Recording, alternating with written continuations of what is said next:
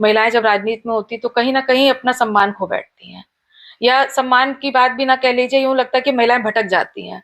तो मुझे ये थोड़ा सा फील्ड जब आई है तो मेरे मन में कई प्रश्न उठते थे, लेकिन मैंने देखा कि अगर परिवार का सपोर्ट हो और आप अपने में प्रभावशाली या सक्षम है, या आपकी राजनीतिक चेतना अगर अच्छी है, तो आप कहीं भी सर्वाइवल हो सकते हैं। बट मैंने अपनी यात्रा कंटिन्यू की, और केरला में जब हम कन्याकुमारी से निकले, और इस यात्रा का जब हम लोग जब सड़क पे निकले, तो जैसे आप बोल रहे हैं ना कि राहुल गांधी जी में क्या परिवर्तन आया, सांस्कृतिक कई यात्रा के दौरान हमने देखा कि मध्य प्रदेश और राजस्थान से पहले बच्चे जैसे कल्चरल प्रोग्राम करते थे, कोई पैसे से नहीं आते थे वो लोग। अच्छा, वो राहुल गांधी को अपनी प्रतिभा को दिखाने के लिए आते थे। तरीके से मैंने गोविंद नगर की 2022 में तैयारी की थी, और आज भी मैं कहती हूँ कि 56 बस्तियां, हरिजन बस्तियां हैं जो लेबर कॉलोनीज हैं, उन बस्तियों की बहुत मूल समस्याएं हैं।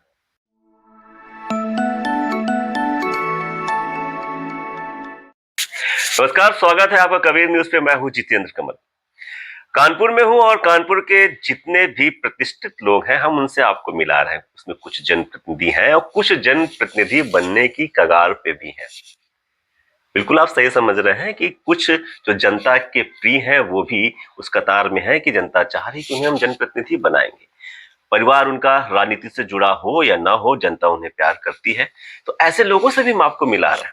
हमारे साथ आज हमारी जो खास मेहमान है, महिला है, सशक्त महिला है, बहुत ही सशक्त है, जिसने, आप उम्मीद लगाइए कि जो व्यक्ति पूरे भारत जोड़ो यात्रा में 5 महीने राहुल गांधी के साथ कंधे से कंधा मिला के पूरी यात्रा की, वो महिला कितनी सशक्त होगी, विचारों से कितनी सशक्त होंगी।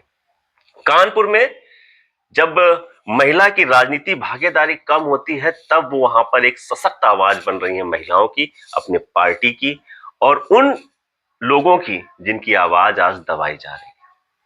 हमारे साथ आज प्रतिभा अटल पाल जी हैं, कांग्रेस के कई पदों पर रह चुकी हैं और आज एक सशक्त आवाज है कानपुर की। हम उनसे बात करने के लिए आज बैठे हैं, उनके सामाजिक जीवन की, उनकी राजनीतिक जीवन की, उनके कुछ पर्सनल जीवन की हम उनसे बात करते हैं, और आगे की क्या कुछ प्लानिंग है हम उनसे आपसे बात करते हैं। मैम, स्वागत है आपका कबीर न्यूज। नमस्कार मैम, पहले तुम आपके नाम से शुरू करते हैं। प्रतिभा अटल पाल। जी, मेरा नाम प्रतिभा अटल पाल है। वो अटल कहाँ से आ रहा है? क्योंकि अटल जैसे नाम आता है तो लोग सोचते होंगे कि शायद बीजेपी से हो, या अटल बिहारी वाजपेयी उनके मतलब बहुत ही रिलेटिव रहे हो, या उनके प्रेरणा स्रोत रहे हो। तो ये अटल शब्द कहाँ से आया? ये अटल शब्द मेरे फादर इन लॉ का, जो पहले कांग्रेस में बहुत सशक्त रूप में ओबीसी के बड़े नेताओं में गिनती होती थी, तो ये मेरे फादर को इंदिरा जी ने टाइटल दिया था अटल शब्द। इंदिरा जी ने। और ये बात मुझे लग रहा है कि सन 84 से पहले की है। 84 में मेरे फादर को पूरे उत्तर प्रदेश में ओबीसी के नाते पहली टिकट हुई थी, हालांकि फिर वो कट भी गई, पार्टी ने मांगा, और बहुत ही निष्ठा के साथ उन्होंने वापस किया। और जिस निष्ठा के साथ उन्होंने वापस किया, तो इंदिरा जी ने कहा है कि अटल शब्द तुम अपने आगे लगाओ, तुम बात के भी अटल हो और काम के भी अटल हो। तो सिंबल मिलने के बाद मेरे फादर ने उस सिंबल को, पार्टी को वापस किया। अच्छा, तो इंदिरा जी का दिया हुआ टाइटल है, तो मेरे फादर इन लॉ ने किशन लाल अटल पाल लिखना शुरू किया, तो आज उन्हीं के नाम को मैंने अडॉप्ट किया है, प्रतिभा अटल पाल के नाम से। ये एक आपका राजनीतिक नाम मान सकते हैं? जी बिल्कुल, ये मेरा कहीं ना कहीं आपको आपके ससुर जी की भी याद दिलाती है, पिताजी की भी याद दिलाती है, और कहीं ना कहीं कनेक्ट करती हैं, जाके इंदिरा गांधी से भी आप कनेक्ट करती हैं। बिल्कुल। राजनीतिक परिवार से तुम मान लीजिए हो गई आप, बहू हैं आप? हाँ, मैं इस परिवार की बहू है। तो फिर बहू हूँ, लेकिन मुझे पहले बहू सोचा था क्या आपने कि मैं राजनीति करूंगी, राजनीति में जाऊंगी, वो भी कानपुर जैसे शहर में? मैं अपना मायके का भी परिचय अगर दे दूं आपको, मैं एक पुलिस प्रशासन के परिवार से आई हूँ। मेरे फादर जो है वो पुलिस प्रशासन में रहे, जालौन से रिटायर हुए, कालपी से, और प्रशासन की बेटी और नेताओं के परिवार में शादी हुई, तो एक बड़ा असमंजस की स्थिति थी। लेकिन जैसे जैसे समय परिवर्तित हुआ, मेरे फादर इन लॉ को जो पैरालिसिस का अटैक पड़ा, तो मेरी मदर इन लॉज और मेरे हस्बैंड ने, दोनों ने मेरा काफी सपोर्ट करके कहा कि मेरे फादर का जो नाम किशन लाल अटल पाल है, एक समाज में बड़े आदर के साथ लिया जाता था, तो उस नाम को बढ़ाने के लिए मुझे इस राजनीति में पदार्पण मेरे परिवार ने कराया। शुरुआत में बहुत मुश्किलें भी आई, क्योंकि बच्चे बहुत छोटे थे, और राजनीति में जिस तरीके से मैंने अपने आप को समाज के रूप में अगर देखा, तो समाज की, क्योंकि गड़रिया समाज से आती हूँ, ओबीसी जी से आती हूँ, अति पिछड़े में आती हूँ, और हमारे समाज की महिलाओं को बहुत ज्यादा आगे बढ़ाने की कोशिश नहीं की जाती है। गिने चुने नाम होंगे गिने महिलाओं में। चुने काम होंगे, लेकिन मुझे इस समाज का गौरव प्राप्त है कि मैं इसके लिए अपनी मदर इन लॉज को भी और अपने हस्बैंड को भी, और खासकर मेरे फादर, क्योंकि 14 साल ऑनबोर्ड रहने के बाद ये उन्हीं की मंशा थी कि मेरी बहू राजनीति करे। ये बड़ी बात होती है कि कोई ससुर चाहे कि बहू राज करे, नहीं तो कोई कहता है कि आपने देखा होगा परिवारवाद में किस तरह से चलता है, बेटा आगे आता है तो बेटी आगे आती है। बिल्कुल ठीक बात है। तो आपको उन्होंने आगे किया कि? जी, मेरे ससुर और मेरी सास का भी बहुत बड़ा योगदान, क्योंकि खासकर जो महिलाएं होती हैं, क्योंकि जिस तरीके से हम लोग सामाजिक परिवेश देखते हैं कि सास बहू में नहीं पड़ती, बहू सास में नहीं पड़ती है, लोगों के विचार नहीं मिलते हैं, लेकिन मैं यहाँ पे ये कहूंगी कि मेरी सास का बहुत बड़ा रोल रहा है मेरे इस जीवन को, राजनीतिक जीवन को आगे बढ़ाने का, डेवलप करने में अक्सर। और उस समय बच्चों की परवरिश मम्मी के उससे ही सब देख रेख, खैर साधन संपन्न सारी चीजें थी, लेकिन तब भी उस समय बच्चे बहुत छोटे थे जब मैंने राजनीति में अपना पदार्पण किया। किस सन में आई आप राजनीति? मैं शादी मेरी 2003 में हुई, 4 में मेरा बेटा हो गया और 6 में मैंने 6-7 में वार्ड की राजनीति शुरू करी थी। एक महिला रक्षा मंच मैंने चलाया, सबसे पहला राजनीतिक कैरियर मेरा माँ महिला रक्षा मंच चलता था, मैं महिलाओं के मुद्दे उठाती थी। वो मंच मैंने 3 साल चलाया और 3 साल चलाने के बाद फिर मैं यूथ कांग्रेस के वार्ड का चुनाव 2009 में लड़ी। अच्छा। हाँ, यूथ कांग्रेस का चुनाव मैं 2009 में लड़ी। अच्छा, यूथ कांग्रेस के चुनाव लड़ने के बाद ही मेरी राजनीतिक चेतना और जागृत हुई, जब लोगों से मिले, बातचीत की। रिजल्ट क्या रहा था उसका? रिजल्ट मैं वार्ड की महासचिव के पद पे आई जीत के। हाँ, उसके बाद फिर मैं लोकसभा की तैयारी करने लगी, इसी यूथ कांग्रेस के इलेक्शन में ही मैं लोकसभा की तैयारी कर रही थी कि लोकसभा का पहले निर्वाचित पद हुआ करता था, क्योंकि जो यूथ कांग्रेस इसके पहले की थी तो वो सेलेक्टेड, जैसे आप प्रदेश अध्यक्ष या राष्ट्रीय अध्यक्ष है, उन्होंने एक बंदे को सेट कर लिया और उसका नामकरण कर दिया, लेकिन हम लोग इलेक्टेड पदाधिकारी आए बनके। 2010 में जब राहुल जी ने इलेक्शन की प्रक्रिया लाई यूथ कांग्रेस में, तब मैंने लोकसभा की मैं तैयारी कर रही थी, बट मैंने स्टेट का चुनाव लड़ा। बहुत बढ़िया। और वो स्टेट का चुनाव लड़ने में बहुत अगर अहम भूमिका अगर देखी जाए तो मेरे ससुर साहब की थी और मेरे हस्बैंड की थी कि लोकसभा नहीं, तुम प्रदेश का चुनाव लड़ो, क्योंकि चुनिंदा महिलाएं थी, 4 महिलाएं मैदान पे थी। और उन 4 महिलाओं को जिस तरीके से हमने अपने वोटों की, क्योंकि यहाँ से लेके बहराइच तक का हमारा एरिया था, 4 जोन बटे हुए थे यूथ कांग्रेस में। अच्छा। मैं जिस जोन की थी, मैं अपने मध्य जोन की थी, सेंट्रल जोन मेरा लगता था यूथ कांग्रेस के टाइम पे। उसमें कौन कौन से जिले आते थे लगभग? उसमें आपके कानपुर से लगा करके बहराइच तक का था। अच्छा। ये पूरा बेल्ट था। पूरा बेल्ट, हाँ, ये पूरा था। तो उसमें हम लोगों ने अपने वोट्स बना करके, हम 4 महिलाएं लड़ रहे थे, तो 12 की कमेटी आई स्टेट की जीत के। उसमें मैं जनरल कोटे से, पहला मेरा राजनीतिक अनुभव जनरल कोटे से, मैं जनरल कोटे से जीत के आई थी। बहुत बढ़िया। उन तीनों महिलाओं को पछाड़ के। ठीक है। तो वहां से मेरा राजनीतिक कैरियर, और मतलब मेरी इच्छा बढ़ी कि नहीं, मुझे पहले ये लगता था ना कि मैं एक साधारण परिवार से आई, और इस राजनीतिक परिवेश में कई तरीके की होती हैं कि महिलाएं जब राजनीति में होती तो कहीं ना कहीं अपना सम्मान खो बैठती हैं, या सम्मान की बात भी ना कह लीजिए, यूं लगता है कि महिलाएं भटक जाती हैं। तो मुझे ये थोड़ा सा फील्ड जब आई है तो मेरे मन में कई प्रश्न उठते थे, लेकिन मैंने देखा कि अगर परिवार का सपोर्ट हो और आप अपने में प्रभावशाली या सक्षम है, या आपकी राजनीतिक चेतना अगर अच्छी है, तो आप कहीं भी सर्वाइवल हो सकते हैं।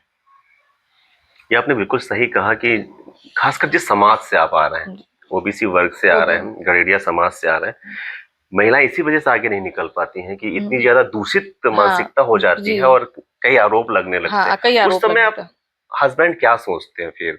क्योंकि इच्छा हस्बैंड की तो उस समय आप कह रही हैं ना कि आप ससुर ने हमें आगे किया, सास ने बड़ा रोल, लेकिन फिर वहां पर हस्बैंड का भी हुआ था, वो क्या रोल? मैं इसके लिए अपने हस्बैंड को बहुत बहुत धन्यवाद देती हूँ, इसलिए क्योंकि मेरे हर कदम पे, जब तक मैंने यूथ कांग्रेस की राजनीति की, उन्होंने एक अपना गाड़ी, एक ड्राइवर और स्वयं खुद, जब तक मैंने यूथ कांग्रेस की राजनीति की है 2012 तक, प्रशांत जी मेरे साथ में रहे, मेरे हर कदम पे, हर मूवमेंट पे मेरा साथ दिया। और पुरुषों की राजनीति, क्योंकि उस समय यूथ कांग्रेस में 12 की कमेटी थी, मैं सिंगल महिला थी, तो उस करके मेरे हस्बैंड का बहुत बैकअप रहा। लोग की टीम भी, हमारी भी सब भाई बने, अच्छे दोस्त बने, तो हस्बैंड का उस समय सपोर्ट था। उसके बाद 2012 से लेकर के 13, 14, 15, 16, 17 और 18 में, मतलब ये भी कई पदों पे रहने वाले, मतलब यूथ कांग्रेस का मैंने एक तरीके से 3 साल का कार्यकाल होता है, 6 साल हम लोग ने यूथ कांग्रेस का कार्यक्रम किया, क्योंकि जो इलेक्शन की प्रक्रिया है वो लंबा चल गई थी। 3 साल बाद हमारा इलेक्शन नहीं हुए, समय कार्यकारिणी बढ़ा दी गई थी, तो हम लोग एज इट इज उस कार्यक्रम को, हमने 6 साल हम लोग उस कार्यकारिणी में रहे। फिर 2018 में महिला कांग्रेस की प्रदेश अध्यक्ष होने का गौरव मुझे मिला। बुंदेलखंड जोन से। अच्छा। उस समय यूथ कांग्रेस के तर्ज पे महिला कांग्रेस को भी डिवाइडेशन किया गया। जब शीर्ष नेतृत्व में मुझे दिल्ली बुलाया, उस समय सुष्मिता देव जी राष्ट्रीय अध्यक्ष थी, तो उन्होंने मुझसे, हाँ, महिलाओं की, तो उस समय उन्होंने मुझसे एक ही प्रश्न किया था कि प्रतिभा जी, मैं जिस जोन से आपको बना रही हूँ, जहां तक मैंने उसकी भौगोलिक स्थिति को देखा है और जो ऑब्जर्वर भेजे हैं, वहां बिल्कुल रेत है, रेगिस्तान है। आप कैसे सरवाइव करोगे, ये आपको तय करना है। क्या चुनौतियां आई वहां पे फिर? बहुत, देखिए, उनका रेगिस्तान कहना और फिर उनका आपका रेगिस्तान उसका उस इसलिए चीज को क्योंकि महसूस करना। बुंदेलखंड जो अपना जोन है, महिला कांग्रेस का जोन, जो बुंदेलखंड, तो आप आजकल सब जानते हो उत्तर प्रदेश में बिल्कुल बुंदेलखंड बिल्कुल अपना बिल्कुल। खुद में एक राज्य बनने योग्य है। एक ये मान सकते हैं कि कानपुर उसमें इंक्लूडेड है, इसके बाद उरई आता है, झांसी है, झांसी, चित्रकूट है, हमीरपुर है, जालौन और है, जालौन है, और मौरानीपुर है, ललितपुर है। ललितपुर, ठीक है, मौरानीपुर, ये सबको मिला के बुंदेलखंड बुंदेलखंड जोन बनता जी। है। अब उस बुंदेलखंड में ये था कि बहुत पिछड़ा हुआ इलाका है, महिलाएं जल्दी निकलती नहीं है, फिर उनको कांग्रेस पार्टी के संगठन से जोड़ना एक बड़ा टास्क था मेरे लिए। आप 2017 में थी? 2018 में, 18 में मैं कांग्रेस मतलब रसातल में? रसातल पे थी। तो मेरे लिए तो उन्होंने ये शब्द किया था कि हम रेगिस्तान दे रहे हैं, उसमें तुम क्या कर पाओगी ये तुम्हारे आउटलुक पे डिपेंड करता है। हालांकि मैंने संघर्ष किया। जिस दिन मुझे प्रदेश अध्यक्ष का पद मिला, उस दिन से लेकर के 2 महीने तक मैंने अपना घर और परिवार नहीं देखा। मैं सीधे अपने क्षेत्र में हर जिले का दौरा, हर जिले में जो सशक्त महिलाएं थी, जो पहले से पार्टी में काम कर रही थी, उनके साथ बैठ के करना, नई महिलाओं को जोड़ना, इस तरीके से बुंदेलखंड में एक अच्छा संगठन तैयार किया। बहुत बढ़िया। और उस संगठन को हमने चलाया पूरे 3 साल। फिर आ गया 2022 का इलेक्शन, और 22 के पहले जब मैं भारत जोड़ो यात्रा में गई, उसमें हम लोग आएंगे अभी। हाँ, वो इंटरेस्टिंग है स्टोरी आपकी, क्योंकि आप उत्तर प्रदेश से सिंगल महिला थी जी, जी, जो यहाँ से गए हैं। थोड़ा सा समझाने की कोशिश कीजिए हम लोगों की, कि जब आप 2018 में क्षेत्र में जाती थी, महिलाओं से बात करती थी, उनकी मानसिकता क्या होती थी कांग्रेस की तरफ आने की या ना आने की, और क्या उनको लगता था कि मैं क्यों आऊं, क्यों ना आऊं? और जब फ्री बीज शुरू हो गया था धीरे धीरे करके, वहां से शुरू चल रहा था, तो आपने किस तरह से उन्हें मोटिवेट करिए लाने के लिए, और उनकी वास्तविक स्थिति क्या होती थी मानसिक? देखिए, सबसे पहले तो टास्क बड़ा था, क्योंकि 2014 में भारतीय जनता पार्टी की सरकार आ गई थी, और जिस तरीके से सरकार आई थी, वो कई वादे लेके आई थी। एक तो राशन वाली बात थी, दूसरी 15 लाख खाते में आने थे, उससे महिलाओं का बड़ा अट्रैक्शन था। फिर कई मुद्दे ऐसे होते हैं कि जो कांग्रेस पार्टी से बलिदान और सेवा के भाव से शुरू से काम करती आई है। तो हम जब महिलाओं से मिलते तो हम पहले पुराना इतिहास याद दिलाते थे कि कांग्रेस पार्टी में क्या था और अब क्या है। ठीक है, परिस्थितियां चेंज होती, 70 साल 75 साल हमने राज किया, उसके बाद भारतीय जनता पार्टी करी, तो हर एक चीज का वक्त होता है।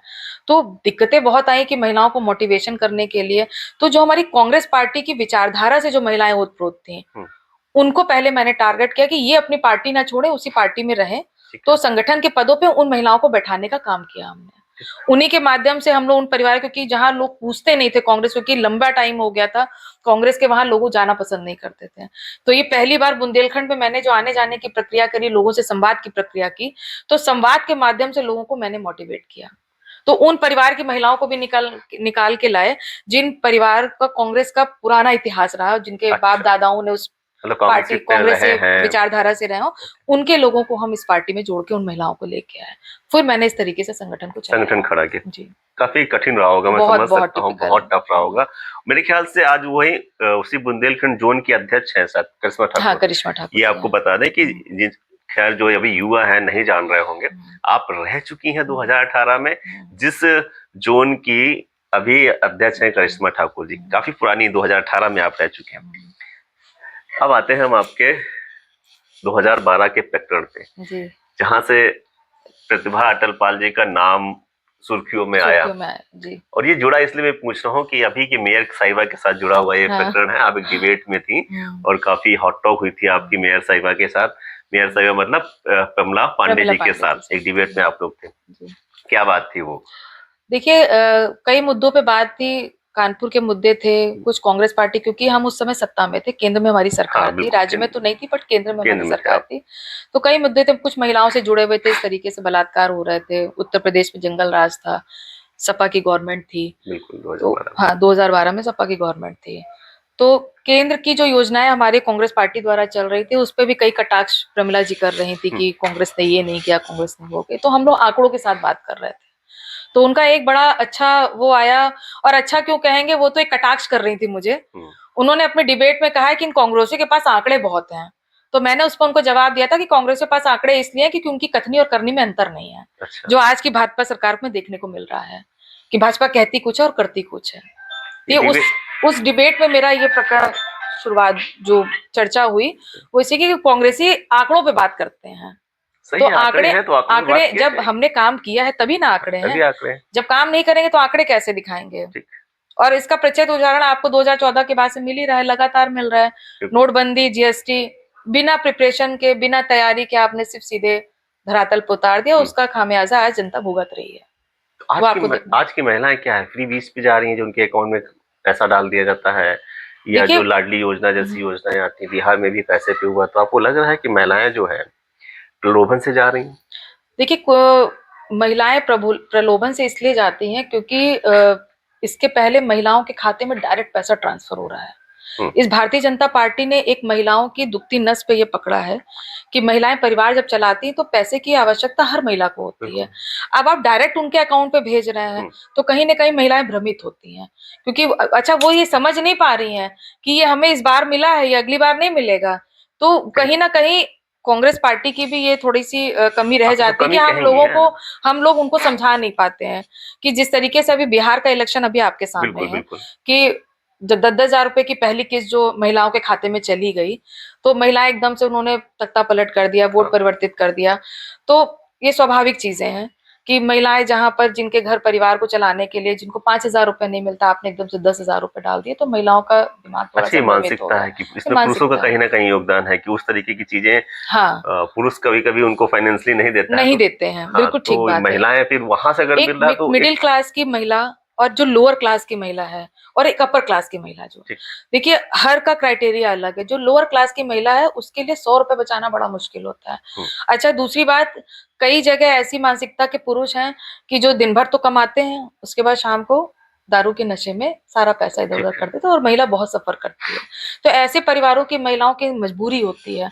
तो उस समय भारतीय जनता पार्टी, क्योंकि सोशल मीडिया का जमाना है, 10,000 रुपए का वादा किया और महिलाएं पैसे में बह गई। अच्छा, अब तो कैसे वापस लाएंगी कांग्रेस? कुछ है आपके पास रोडमैप कि किस तरीके से महिला का ये चिटका हुआ वोट, जो इस तरह के पैसे देने से, नगद ट्रांसफर से, या अब तो सब्सिडी भी उन्हीं के अकाउंट्स में आने लगी है, तो इससे कुछ है क्या? हलचल क्या है आपके मन में? क्या चल रहा है कि किस तरह से महिलाओं को वापस लाया जाए, कांग्रेस की तरफ मोड़ा जाए? देखिए, अभी बिहार का तो इलेक्शन तब मैम जब लड़की हूँ लड़ सकती हूँ का नारा पूरी तरह से फेल हो जाता है 2022 के चुनाव में, तो क्या कुछ लगा आपको, कैसे वापस लाया जाएगा? देखिए, 2022 में जो लड़की हूँ लड़ सकती हूँ का कैंपेन आया, सौभाग्यशाली वो महिलाएं हैं जिन्होंने चुनाव लड़ा। पार्टी की स्थितियां जो भी रही हो, 2% वोट हमें मिला। लेकिन मैं ये मानती हूँ कि कांग्रेस पार्टी की ये पहल थी कि महिलाओं का राजनीतिक सशक्तिकरण कैसे हो, उस तरीके से उन्होंने 2022 में महिलाओं को प्रोजेक्ट किया। 40% महिलाओं को चुनाव लड़ाया गया, रिजल्ट कुछ भी हो, लेकिन कांग्रेस पार्टी ने करके दिखाया कि हमने 40% महिलाओं को चुनाव लड़ाया। तो पहली बात तो ये हो गई। दूसरी बात ये है कि जब हम महिलाएं राजनीति में कदम रखती हैं और चुनाव लड़ती हैं तो कई अनुभव उनको होते हैं। और जिस तरीके से अभी आपने पूछा कि कैसे हम परिवर्तित करेंगे, बिहार का भी इलेक्शन हुआ और महिलाओं ने मोटिवेट होकर के सरकार बना दी भारतीय जनता पार्टी की। मैं उसमें 2 बातें करना चाहूंगी कि पहली बात तो खाते में पैसा आया, ठीक है, महिलाएं भ्रमित हुई, लेकिन जब उत्तर प्रदेश का चुनाव आएगा तो ये हम सब महिलाओं की भी जिम्मेदारी है, कांग्रेस पार्टी की भी जिम्मेदारी है कि अपने वोटर्स को सशक्त रूप से इस बात को कहने को कि देखिए बिहार का इलेक्शन आपने देखा, एक बार 10,000 रुपए है, उसके द्वारा किस्त नहीं है, क्योंकि लंबा समय भी 2027 है, 1 साल का हमारे पास समय है। तो कांग्रेस पार्टी को ऐसी रणनीति बनानी पड़ेगी कि हम लोगों को कनेक्ट करने के लिए, लोगों को बताने के लिए हमारे पास मुद्दे हैं कि बिहार में जिस तरीके से आप लोग भटकी हैं, यहाँ मत भटकिएगा, क्योंकि महिलाएं हमारी 50% की आधी आबादी में है और किसी भी निर्णायक भूमिका, किसी भी पार्टी को निर्णायक भूमिका में पहुंचाने के लिए महिला का रोल बहुत होता है, महिलाओं का बहुत रोल होता है। खैर, इससे सवाल इसलिए भी आपसे बनता है कि आज जो बीजेपी की ताकत है ना, वो अति पिछड़ा और अति दलित ही है ज्यादातर। तो मानसिकता आप गई हैं वहां काम की, इसलिए मुझे लगा कि आपसे क्वेश्चन पूछना जरूरी है। वो वाकई सच्चाई है कि महिला किस तरह से वोट कर रहे हैं। और हम आते हैं आपके उस महान यात्रा पे और महान शख्सियत जिसे आप लोग कहते हैं कि आपके नेता हैं, राहुल गांधी पे। ये महान मैंने इनकी तरफ से लिए बोला है, मैंने अपनी तरफ से यूज नहीं किया, पहले बता दे रहा हूँ। कांग्रेसियों के लिए वो महान है। तो मेरी नजरों में तो महान है। कैसा रहा तो महीने का एक्सपीरियंस, आप अकेली महिला उत्तर प्रदेश से रिप्रेजेंट कर रही थी और फिर राहुल गांधी के साथ आप चल रही थी, तो उस यात्रा के बारे में थोड़ा हम लोगों को बताएं, और उस भूमिका के बाद राहुल गांधी किस तरह बदले। देखिए, सबसे बड़ी इस यात्रा का जो जब यात्रा ये शुरुआत हुई तो पहले चयन होना था, हर प्रदेश से महिला पुरुष मिलाकर के एक लिस्ट बनी। तो उत्तर प्रदेश पे कई पुरुष भी थे, 10-11 पुरुष भी थे उसमें, लेकिन 2 महिलाओं को चयनित किया गया। एक मैं बुंदेलखंड की प्रदेश अध्यक्ष थी और एक शैला अरेरी आपकी गोरखपुर की अध्यक्ष, पूर्वांचल जोन की अध्यक्ष थी।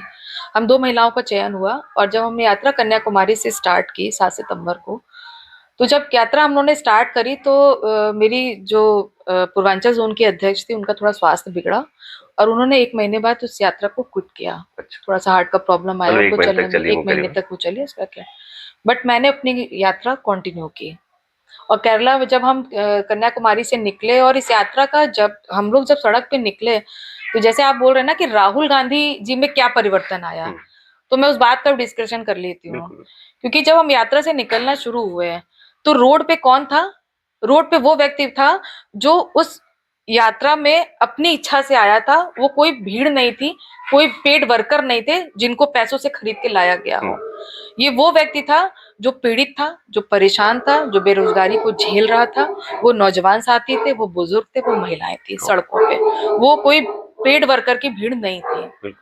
राहुल गांधी जी जब निकले हैं तो उन्होंने समाज का दर्द देखा कि समाज में हम कई तरीके से फेस कर रहे हैं, किस तरीके से जो उत्पीड़न हो रहा था नाबालिग लड़के, उसकी हाथरस की घटना हो चुकी थी उस समय, कई उत्तर प्रदेश की भी घटनाएं हो चुकी थी।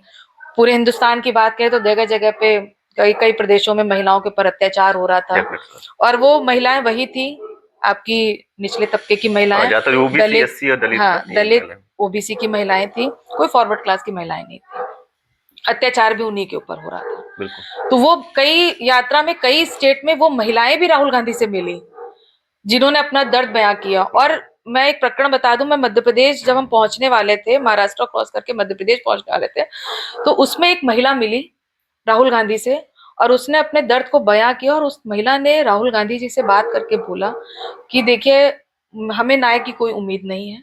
जिस तरीके से भारतीय जनता पार्टी का जंगल राज चल रहा है, जिन लोगों ने मेरे साथ रेप किया, आज उनको भारतीय जनता पार्टी संरक्षण दे रही है, क्या इसमें आप मेरी क्या मदद करेंगे? तो राहुल गांधी ने आश्वासन दिया उनको कि मैं जिस बहन बेटी के साथ खड़ा हूं तो कांग्रेस पार्टी पूरे दम के साथ खड़ी रहेगी। तो उन्होंने जो मध्य प्रदेश के जो कुछ नेता थे जो साथ में चल रहे थे, उन्हें उस महिला का नाम, नंबर, उनके परिवार का और अपनी पार्टी के उन नेताओं को उनके घर पे भेजा कि जो संभव मदद हो सकेगी इस महिला की करनी है। तो ऐसे कई प्रकरण इस यात्रा के दौरान आए, कई प्रकरण जो महिलाओं ने अपना दर्द, जिसमें भारतीय जनता पार्टी ने क्वेश्चन उठाया कि महिलाओं से गले मिलकर राहुल गांधी आ रहा था, महिलाओं से गले मिलना, तो ये दूषित मानसिकता, जिसको मैं कहूंगी दूषित मानसिकता है। वहां महिलाएं अपना दर्द लेके आ रही थी और राहुल गांधी जिस तरीके से उनका हाथ पकड़ के, उनके आंसू पोंछ के, उनको गले लगा करके, ये उनके दिल का दर्द था। जो जिस तरीके से वो महिलाएं बयां कर रही थी, तो कहीं ना कहीं उनको अपने दर्द का भी एहसास हो रहा था कि हमारे समाज में कितनी कुरीतियां हैं। आपने कितना बदलाव है यात्रा के बाद? मैं अगर आपको सही बताऊं, ये यात्रा मेरे लिए एक ऐतिहासिक यात्रा थी। दोनों तरह से मैं पूछ रहा हूँ, एक सामाजिक भी, एक राजनीतिक भी, क्योंकि आपने जब राहुल गांधी ने उस समाज को देखा तो आपने उस समाज को देखा। जी, मैंने कई स्टेट में, जब हम लोग, क्योंकि पैदल 24 किलोमीटर पर डे का रहता था चलना, 2 फेस में हम लोग चलते थे, 12-13 किलोमीटर सुबह और 13-14 किलोमीटर शाम को। तो मोस्टली हम लोग की कभी 24, कभी 28 इस तरीके से यात्रा पूरी पर डे की होती थी। और हम लोग की कार्यशैली भी उसी हिसाब से होती कि सुबह अर्ली मॉर्निंग 6 बजे उठना, फिर तैयार होकर के उस यात्रा में शामिल होना, फिर जहाँ पे पड़ा हुआ वहां पे। अब आपका प्रश्न ये था कि हमारे अंदर क्या बदलाव आया? आपने क्या बदलाव आया? देखिए, एक बैचलर लाइफ आपने देखी है। बिल्कुल। बैचलर लाइफ जब होती है, जो दिन दुनिया से अलग होती है, उसका अपना मोटिव होता है, अपना उद्देश्य होता है, वो बैचलर लाइफ जीता है। तो इस यात्रा के दौरान जब मैं अपने परिवार से यहाँ से निकल के गई, क्योंकि मैं शादी हो चुकी थी, 2 बच्चे थे मेरे, और एक प्रकरण मैं आपको इस इंटरव्यू के माध्यम से और भी बताना चाहूंगी, जो बहुत दुखद घटना मेरे साथ घटी। 7 सितंबर को हमने यात्रा शुरू करी थी। 12 अक्टूबर को, अक्टूबर, नवंबर, दिसंबर, अगस्त में 12 अगस्त को मेरे बेटे का एक्सीडेंट हुआ और उसका तीनों लिगामेंट टूट गया। और उस लिगामेंट टूटने के बाद मैंने अपने बेटे का ऑपरेशन कराया, और ऑपरेशन कराने के 15 दिन बाद ये नोटिफिकेशन दिल्ली से आया कि आपको यात्रा के लिए सेलेक्ट किया गया है। और मैं असमंजस में इसलिए थी, एक तरफ मेरा बेटा और एक तरफ देश की इतनी बड़ी यात्रा। मैं क्यों बार बार अपने परिवार को धन्यवाद देती हूँ, मैं अपने बच्चे को बोलना चाहूंगी कि मेरे बच्चे ने कहा अरे कि मम्मी बहुत बड़ी यात्रा है और आपको जाना चाहिए।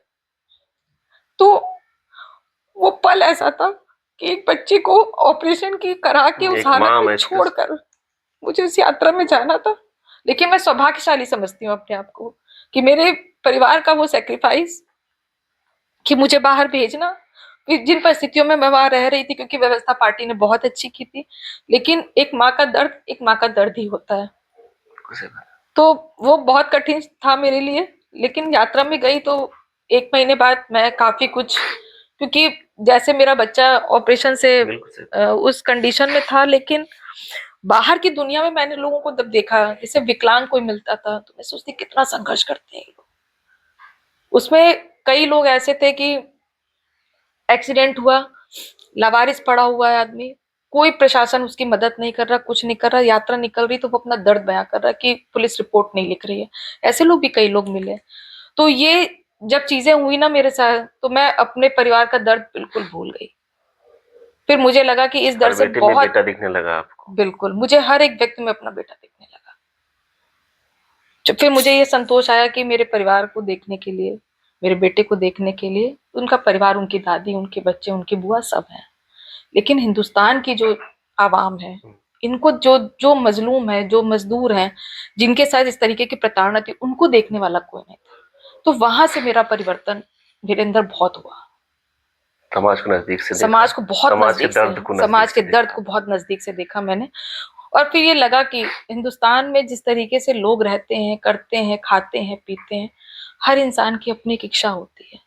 लेकिन वही समाज जब दर्द में होता है, और उनके आंसू पोंछने वाला जो राहुल गांधी जी ने किया, उनके दर्द को समझा, उनके आंसू को पोंछा, तो इस यात्रा में मेरे से बहुत बदलाव है। आज मैं इसीलिए समाज में बहुत अच्छे से उठ बैठ पाती हूँ, लोगों तक अपनी बात कह पाती हूँ, क्योंकि उस यात्रा से मेरा हेजिटेशन जो था पूरी तरीके से दूर हो जैसे चुका आपकी था। पार्टी अक्सर संविधान की बात करती है, उसमें हम भारत के लोग आते हैं, जी, तो आप हर सारे भारत के लोगों से कनेक्ट अब सारे महसूस भारत करती के हैं। लोगों से मैं कनेक्ट हो रही आप थी। उस अब उसमें यात्रा की हिंदू भी बात थे, मुस्लिम भी थे, सिख भी थे, ईसाई भी थे, हर एक मजहब को हमने बहुत गौर से देखा।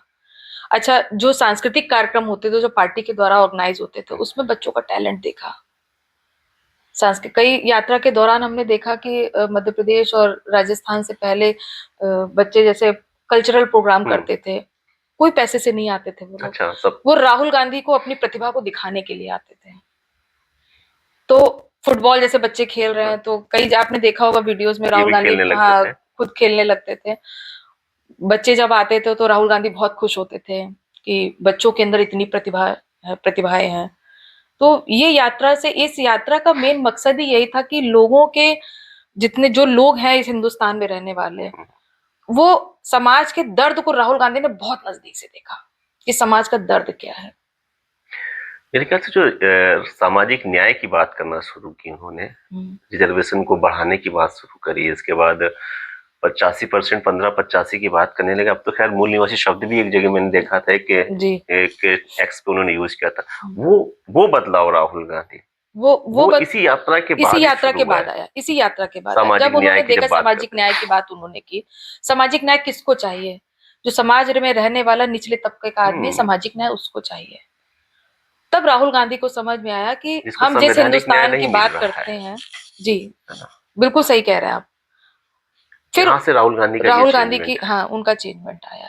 और अभी तालकटोरा स्टेडियम में जिस तरीके से राहुल गांधी ने इस बात को रखा कि मैंने पिछड़ों के साथ, मैंने अपने टाइम पे उस चीज से ध्यान नहीं दी, लेकिन अब मैं सरकार में, अगर हमारी पार्टी सरकार में आती है तो सबसे पहला काम वो ओबीसी पे करे। ये बोल्ड, एक बहुत बड़ा एक राजनेता, एक मैं ये कहूंगी कि एक नेशनल पार्टी का नेता अगर अपने मुंह से अपनी गलती को स्वीकार करके और उसको इम्प्लीमेंट करना चाहता है, तो ये सबसे बड़ी बात है, सबसे बड़ी बात है। इसीलिए मैंने उनको महानायक कहा। हाँ, महानायक कहा आपने। आप लेकिन एक बी ऑनेस्ट होके बताइए कि जब आप यात्रा से वापस आते थे, राजनीतिक में जो आपका सम्मान होगा, खासकर कानपुर में हो या उत्तर प्रदेश में, बढ़ा कि नहीं बढ़ा? नहीं, बिल्कुल बढ़ा। मैं कानपुर में जितने भी हमारे वरिष्ठ कांग्रेसी हैं, अब मैं नाम क्या लूं, मदन मोहन शुक्ला जी बहुत पुराने कांग्रेसी हैं, भूधर चाचा बहुत पुराने कांग्रेसी हैं, और पवन गुप्ता जी भी बहुत पुराने कांग्रेसी हैं। और इस तरीके में अगर कई नाम, नेकचंद पांडे जी क्योंकि उस समय जिंदा थे, मैं उनका भी नाम ले लूं, तो ये सब अभी भी अगर हम मीटिंग में बैठते हैं तो सब मुझे इस नाम से कहते हैं कि प्रतिभा तुमने बहुत बड़ा काम कर दिया, कि हिंदुस्तान की उस यात्रा में तुम सहभागी रही, और गौरव है इस कानपुर का कि इस बेटी ने 5 महीने की यात्रा की है, तो अपने में बहुत गर्व महसूस होता है। और जिस समाज से मैं आती हूँ, मैं उस समाज को भी अपने बहुत गौरवशाली महसूस करती हूँ। मैं उस समाज की, मैं गड़दिया समाज की बेटी हूँ, इस करके भी मुझे अपने समाज में पैदा होने का बहुत गर्व होता है। पृथ्वी जी, आपने जितने नाम गिनाए जी सभी ब्राह्मण थे। हाँ, सभी। आप ओबीसी समाज से कानपुर की राजनीति कर रही हैं, कैसे जगह बनाना कैसे मुश्किल, बहुत टफ नहीं है? बहुत टफ है एक तो ये महिला भी संघर्ष। नहीं है, हाँ, ओबीसी से महिला है, आप महिला ओबीसी से ओबीसी, हैं, कैसे बना पाएंगे जगह ये मेरे कानपुर? संघर्ष का नतीजा है। कैसे बना कैसे पाएंगे? पार्टी में लगातार सक्रिय भूमिका में रहना, और एक वजूद के साथ, एक जज्बे के साथ, एक हिम्मत के साथ पार्टी के हर कार्यक्रमों को अटेंड करना। घर परिवार की चिंता छोड़ दी, क्योंकि घर परिवार देखने के लिए बहुत, लेकिन अगर देश के लिए और अपने उत्तर प्रदेश के लिए, अपने कानपुर के लिए कुछ करना पड़े तो प्रतिभा अटल कहीं पीछे नहीं है। तो जगह कैसे बनाएंगे आप? जगह बन एक गई तो धीमे पुरुषवादी धीमे। समाज, हाँ, ऊपर से फिर वो देखिए कई यहाँ बार आप मुझे क्रिटिसाइज नियम भी। लगा के देखिए, कोई हाँ, नेता नहीं ओबीसी का, कैसे बिल्कुल बनाएंगे आप जगह? कोई महिला? नहीं तो संघर्ष तो मेरा जारी है, प्रयास में कर रही हूँ। आज जो दो लोग नाम नहीं लेते थे, आज नाम ले रहे हैं। एआईसीसी टिकट भी मेंबर भी देंगे? हूँ, टिकट भी देंगे। और मैं पूरा विश्वास है मुझे अपनी पार्टी के ऊपर, कि जिस तरीके से राहुल गांधी ने महिलाओं की बात की है, अति पिछड़ों की महिलाओं की बात की है, तो इतने संघर्षों के बाद मुझे लगता है कि पार्टी महिलाओं पे काम करेगी और महिलाओं को इस बार 2027 में टिकट भी देगी। अभी तक कौन कौन से टिकट आपने मांगे? मेयर का? अभी तो मैंने जानता मेयर का टिकट 2022 में मांगा था क्या हो पार्टी गया, की। फिर क्या दिक्कत आई? दिक्कत क्या है कि बस वही अति अप्रोच कम पिछड़े। रह गई? नहीं, अप्रोच की बात नहीं है, सवर्ण और बैकवर्ड में वही जो खाई होती है, क्योंकि बस मेरे वही ख्याल से खाई रह आपको गई। टिकट मिली होती तो आप जो हाँ, मुझे ये प्रत्याशी लड़े थे विश्वास है, उनसे बहुत तगड़ा चुनाव लड़ती। मुझे ये लगता कि मैं प्रमिला पांडे को हराने में सक्षम होती, क्योंकि जिस समाज से मैं आती हूँ, समाज का वोट 2.5 लाख है आज की डेट में, कानपुर नगर महानगर मिला के। तो मुझे ये लगता है कि मेरा अपना वजूद था, मेरा अपना आधार था। अगर आप पार्टी ओबीसी मुझे को रिप्रेजेंट करती हैं, अगर जी 15-85 वाली मानसिकता के बिल्कुल व्यक्ति है तो आप उसको रिप्रेजेंट उसको कर रहे रिप्रेजेंट होते। करते, कई फैक्टर हाँ, थे, कई कई फैक्टर फैक्टर थे। फिर एक कानपुर का सुनहरिया कि अगर हम इतनी आबादी में हम ओबीसी एससी है, मुस्लिम है, तो सीधा सीधा फैक्टर जो आप 15-85 का बिल्कुल फिट बैठ रहा था हमारे लड़ने से। बिल्कुल। भाई अगर भाजपा सवर्ण लड़ा रही थी और कांग्रेस बैकवर्ड लड़ा देती, लड़ाई बहुत अच्छी होती, बिल्कुल हम अच्छी चौथे बात है। पायदान पे ना होते। लेकिन परिस्थितियां बदलती है, माहौल बदलता अभी है। उम्मीदें हैं। अभी उम्मीदें हैं, क्योंकि पार्टी में मैं लगातार, मैं पुरानी संघर्षशील पार्टी है, और पिताजी के संघर्षों को ही देख के मैंने अपने आप को इस राजनीति में झोंका है। एक तपस्या है मेरी इतने वर्षों की, तो मुझे लगता है पार्टी मुझे जरूर आगे मौका देगी। जरूर आगे मौका देगी।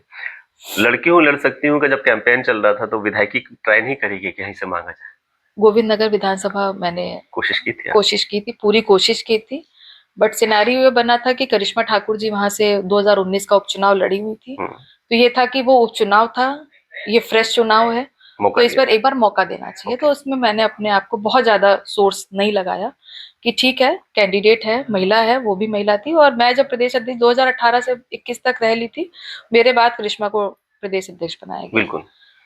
तो अब वो क्यों नहीं सफल हो पाई, ये तो जनता का जनादेश था, और बाकी मैं इस पे कोई टीका टिप्पणी भी नहीं करूंगी। वो भी महिला है, मैं भी महिला हूँ। शायद मेरे इस बार पार्टी मेरी सेक्रीफाइस को, मेरी इस मेहनत को देखे और मुझे गोविंद नगर पे। हाँ बिल्कुल नजर है, और मैं लगातार लोगों के संपर्क में भी हूँ। अभी 25 जनवरी को एक संविधान की यात्रा, सेवा और बलिदान, जो 140 वर्ष कांग्रेस पार्टी के पूरे हुए हैं, उसके तत्वाधान में आओ चले संविधान की ओर, इस तरीके का कार्यक्रम मैंने आयोजित किया है। महानगर कांग्रेस कमेटी भी पूरा साथ सहयोग देगी, और मैंने अपने लोग जो है उनको भी लगा के इस यात्रा को भव्य रूप देना का प्रयास करूंगी। कोई बड़ा नेता आ रहा है? जी, इसमें हमारे प्रदेश अध्यक्ष अजय राय जी आ रहे हैं। और मैं ये मानती हूँ कि इस यात्रा से, जो हमने हिंदुस्तान में यात्रा की, और आज हम अपनी विधानसभा में यात्रा निकालने चाह रहे हैं, एक अच्छा संदेश लोगों तक डायरेक्ट कनेक्ट होने का, क्योंकि संविधान की ताकत आप भी जान रहे हैं कि जिस तरीके से तोड़ी मरोड़ी जा रही है, लोगों को जागरूक करना बहुत जरूरी है। लोग जागरूक हैं, लेकिन उतने अच्छे से जागरूक नहीं है। तो ये यात्राएं जो है, ये संदेश लेके आती हैं, एक माहौल बनाती हैं। यात्राएं इसलिए बहुत जरूरी है। यात्राएं माहौल बनाती हैं, अपने यात- संदेश तक जन जन तक पहुंचाने में काफी। पहुंचाने का एक अच्छा माध्यम है ये यात्राएं। आपने उस 5 महीने की यात्रा में जी, सीखा ये है। मैंने उसी यात्रा से सीखा है और लगातार आगे की यात्राएं मैं ऐसे निकालती रहूंगी कि जहाँ पे अपनी, क्योंकि गोविंद नगर आपने विधानसभा टारगेट कर 26। लिया है गोविंद नगर को। हाँ हाँ, हाँ अब गोविंद बिल्कुल नगर में प्रतिभा अटल पाल जी लगातार आपको गली में, कूचों में, लोगों के बीच में दिखेंगी अब। दिखेंगे, बिल्कुल दिखेंगे। और अभी जो प्लान, इसके बाद कांग्रेस पार्टी की तरफ से भी कई कार्यक्रम आएंगे, उसमें भी पूरी सक्रिय भूमिका निभाऊंगी। और अभी जिस तरीके से मैंने गोविंद नगर की 2022 में जो तैयारी की थी, और आज भी मैं कहती हूँ कि 56 बस्तियां, हरिजन बस्तियां हैं जो लेबर कॉलोनीज हैं, उन बस्तियों की बहुत मूल समस्याएं हैं। सीवर, नाले खुदे पड़े हैं, जल भराव की समस्या चरम पर है। और भारतीय जनता पार्टी सरकार प्रदेश में भी है, केंद्र में भी है, सांसद भी आपका, मेयर भी आपका, पार्षद भी आपका, उसके बाद विकास के नाम पे जीरो है आप लोग। तो ये मुद्दे भी मेरे रहेंगे। ठीक है, मेयर का विवाद सुन रही हैं, आपने देखा है कि किस तरीके से मेयर 6 पार्षद उन्हीं के, उनके अगेंस्ट में है, दूसरा वो कह नहीं, रहे हैं, अब वो आरोप अगेंस्ट लगा में रहे हैं। क्यों नहीं होंगे? देखिए, अति हर चीज की खराब है।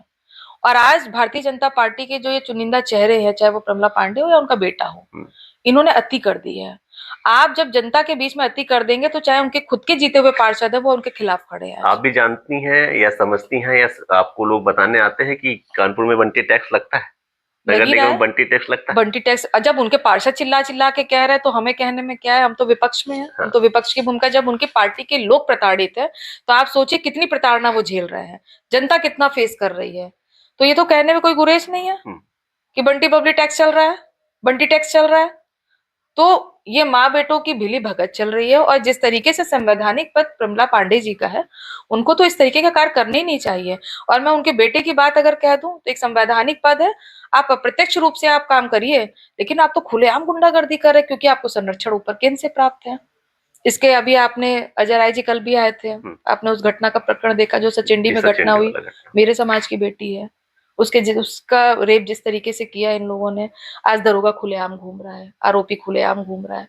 तो कहीं ना कहीं तो संरक्षण है ना, इसीलिए बेखौफ है, संरक्षण की वजह से बेखौफ है। और आज कहीं ना कहीं अगर बंटी टैक्स लग रहा है तो बंटी टैक्स को उसके बेटे को पता है कि भारतीय जनता पार्टी जाने वाली है, जितना उगाही, जितना पैसा खींच सकते हो खींच लो जनता से। हाँ। और जनता वक्त पे जवाब देगी, वो आप 2027 में आपको देखने को मिलेगा।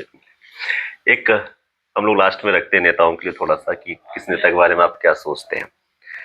तो मैं बाहर नहीं जाता हूँ, 2-4 नेता हैं जो आप है। तो सबसे पहले आप अपने मुख्यमंत्री जी के बारे में क्या सोचते हैं, अपने योगी आदित्यनाथ जी के बारे में कोई भी एक छोटा सा कमेंट उनके लिए कहूंगी, योगी वस्त्र धारण किए हैं तो, और योगी का वस्त्र जब धारण कर लेते तो आदमी को झूठ नहीं बोलना चाहिए।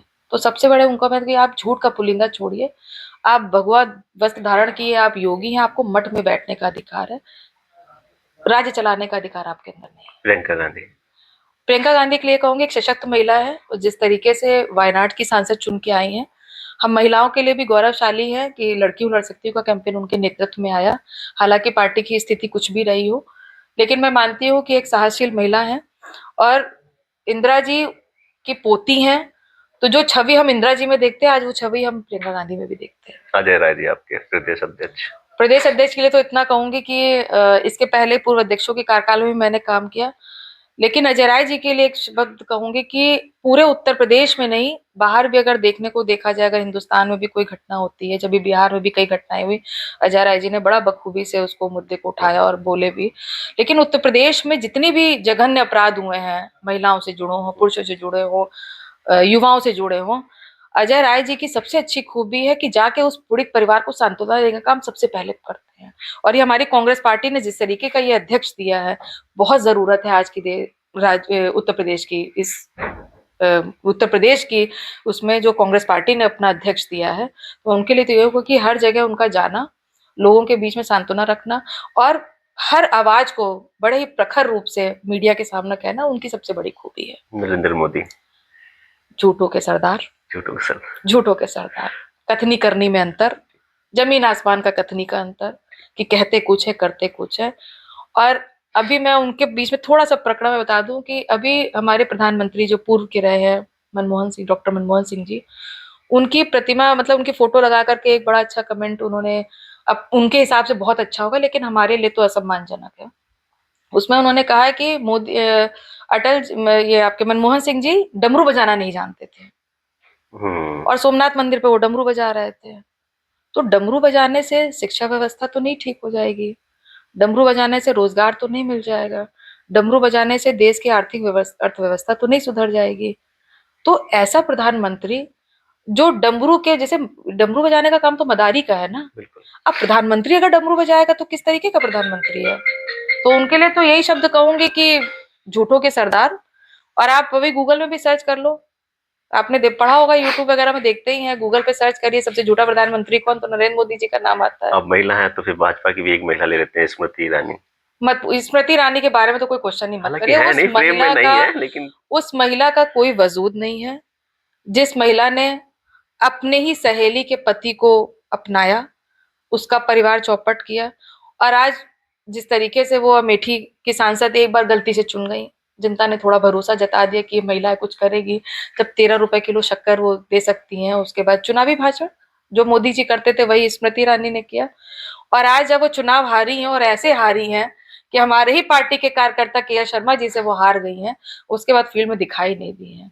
और कहीं ना कहीं कांग्रेस बीजेपी से भी उनका वजूद खत्म हो चुका है, खत्म हो चुका है। अंत में राहुल गांधी जी आपके? राहुल गांधी के लिए तो मैंने आपको बोला वो हमारे महानायक है, और उनके जैसा सेक्रीफाइस करने वाला व्यक्ति हिंदुस्तान में नहीं हो सकता। और एक प्रधानमंत्री की क्वालिटी जो हम देखना चाहते हैं, वो हम प्रधानमंत्री के रूप में राहुल गांधी को देखना चाहते हैं। ठीक है, शुक्रिया हमसे बात करने के लिए। बहुत विस्तार से हमारी चर्चा हुई, और आपका भी जो सशक्त बिहेवियर है, नेचर है, वो हमारे सामने आया कि एक माँ कैसे कितनी सशक्त हो सकती है। वो आपने उस 5 महीने की यात्रा में आपने देखा, जब आप अपने बेटे को छोड़ के देश के बेटों के लिए संविधान बचाने के लिए आप निकली थी। तो काफी चर्चा हुई, राहुल गांधी पे भी चर्चा हुई, नरेंद्र मोदी पे भी चर्चा हुई, आपके ड्रीम पे भी चर्चा हुई, आपके जो कहाँ से करियर की शुरुआत हुई थी करियर की आपकी, उस पर भी चर्चा हुई। तो बड़ा मजा आया, अच्छा लगा। ऐसी भी महिलाएं हैं, और आप